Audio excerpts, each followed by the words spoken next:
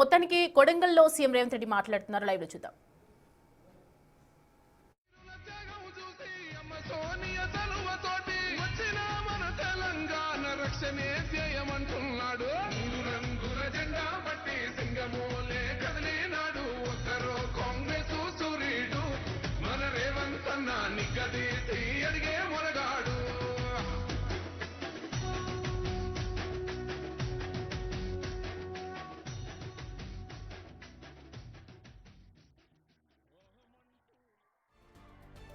అప్పటి నుంచి పాట ఉన్నదే అని మీరు పాటలు మర్చిపోయినారు. ఇప్పుడు గట్టిగా చప్పట్లు కొట్టి స్వాగతం పలుకుతాం ఆనరబుల్ సీఎం గారికి.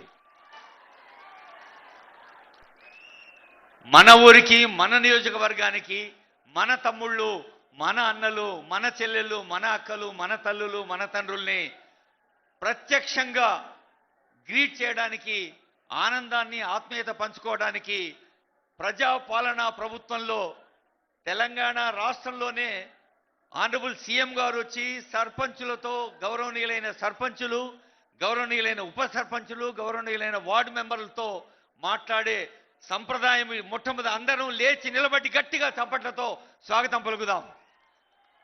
ఇదొక గొప్ప పండుగ. అన్ని పండుగలు కలిసి వచ్చిన పండుగ. ఇది పల్లె పండుగ, గాంధీ కలలున్న గ్రామ స్వరాజ్య పండుగ. ఆనరబుల్ సీఎం గారు మరి పల్లె నుంచి ఢిల్లీ దాకానే కాదు, అంతర్జాతీయ గమ్యాల దాకా కూడా మొన్ననే గ్లోబల్ ఫెస్టివల్ జరుపుకున్నాం కదా. ల్యాబ్ టు ల్యాండ్ అంటారు. రైతుల కోసం శాస్త్రవేత్తలు చేన్లలో, పొలాలలో వాళ్ళ జ్ఞానాన్ని పెడితేనే పంటలు పండుతాయి.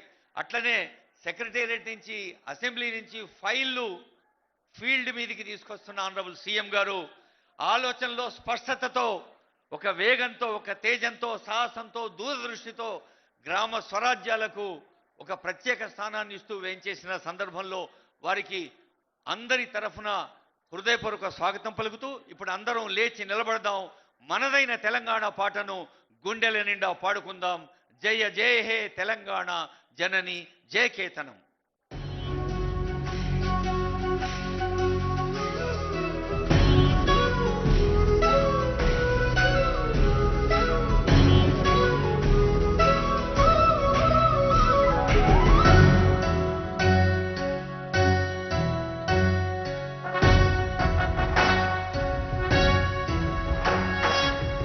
జయ హే తెలంగాణ జననీ జయ కేతనం, ముక్కోటి గొంతుకలు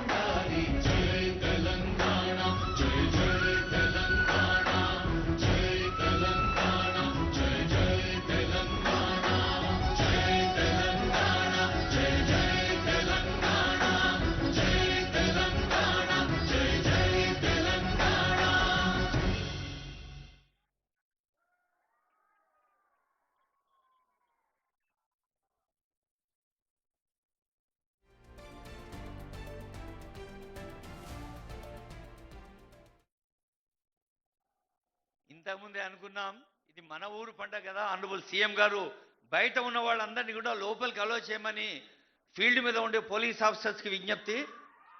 ఫీల్డ్ మీద ఉండే పోలీస్ ఆఫీసర్స్ బయట ఉండే వాళ్ళందరూ కూడా లోపల రావాలి, జల్దీ రావాలి,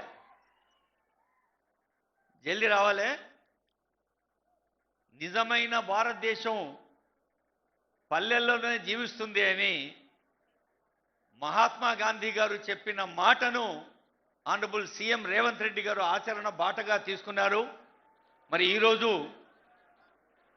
గ్రామీణ ఆర్థిక వ్యవస్థకు దేశానికి బలం, దేశానికి సేవా ఫలం గౌరవనీయులైన సర్పంచులు, ఉప సర్పంచులు, వార్డు మెంబర్లు అని విశ్వసించి సాక్షాత్తు సీఎం గారు, మన ఎమ్మెల్యే గారు సీఎం అవ్వటం ఎంత ఆనందమో సీఎం రావటం అంతే ఆనందం అని తెలియచేస్తూ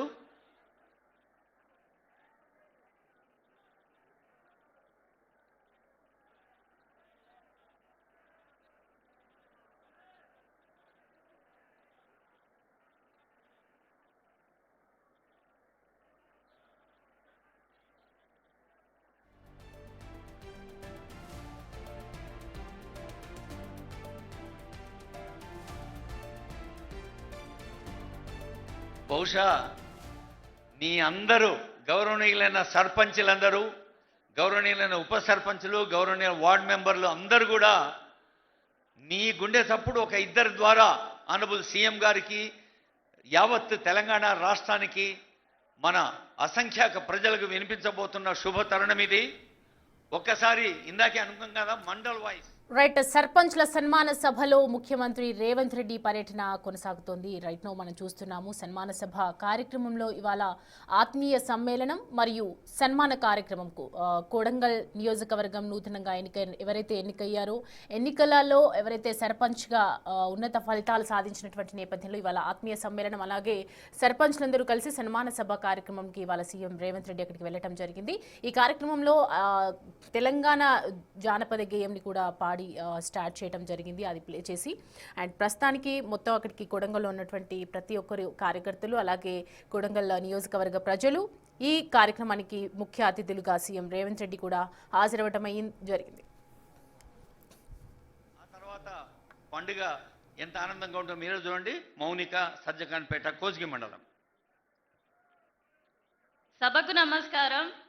గౌరవనీయులైన తెలంగాణ రాష్ట్ర ముఖ్యమంత్రి వర్యులు శ్రీ యనుమల రేవంత్ రెడ్డి సార్ గారికి, అలాగే వివిధ శాఖల మంత్రులు, ఎమ్మెల్యేలు, వేదికపైన ఉన్నటువంటి పెద్దలందరికీ, అలాగే నాతో పాటు నూతనంగా ఎన్నికైనటువంటి సర్పంచ్లకి, అలాగే ఉప సర్పంచ్లకి, వార్డు మెంబర్లందరికీ నా యొక్క శుభాభినందనలు.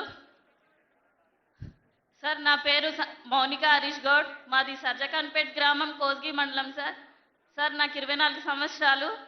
సార్, మా కుటుంబం నుంచి మేము వరుసగా 3వసారి సర్పంచ్గా గెలవడం జరిగింది సార్. దీనికి కారణం మీరు మా వెంటనే ఉంటూ మీ సహాయ సహకారాలు, మీ ఆశీస్సులు మాపై ఉండడం వల్ల మేము 3వసారి కూడా 255 మెజార్టీతో గెలవడం జరిగింది సార్. సార్, మీరు మనకు కొడంగల్ నియోజకవర్గం నుంచి ముఖ్యమంత్రి కావడం మా యొక్క అదృష్టంగా భావిస్తున్నాం సార్. సార్, గడిచిన 10 ఏళ్లలో బీఆర్ఎస్ పాలనలో మా గ్రామంలో ఎటువంటి అభివృద్ధి పనులు జరగలేవు సార్. ఏవైనా జరిగాయంటే అది మీరు ఎమ్మెల్యేగా ఉన్నప్పుడు, మళ్ళీ ఇప్పుడు మాకు ముఖ్యమంత్రిగా అయ్యాక ఈ 2 సంవత్సరాల్లోనే మా గ్రామంలో అభివృద్ధి పనులు జరిగాయి సార్. అందులో భాగంగా మీరు ప్రవేశపెట్టిన పథకాల్లో భాగంగా మా సర్జకాన్పేట్ గ్రామంలో 44 ఇందిరమ్మ ఇళ్లను నిరుపేదలకు, అది పార్టీలకు అతీతంగా ఇవ్వడం జరిగింది సార్. అలాగే మా గ్రామంలో 1 కోటి రూపాయల వ్యయంతో స్కూల్ బిల్డింగ్ కూడా మంజూరు కావడం జరిగింది సార్. అది కూడా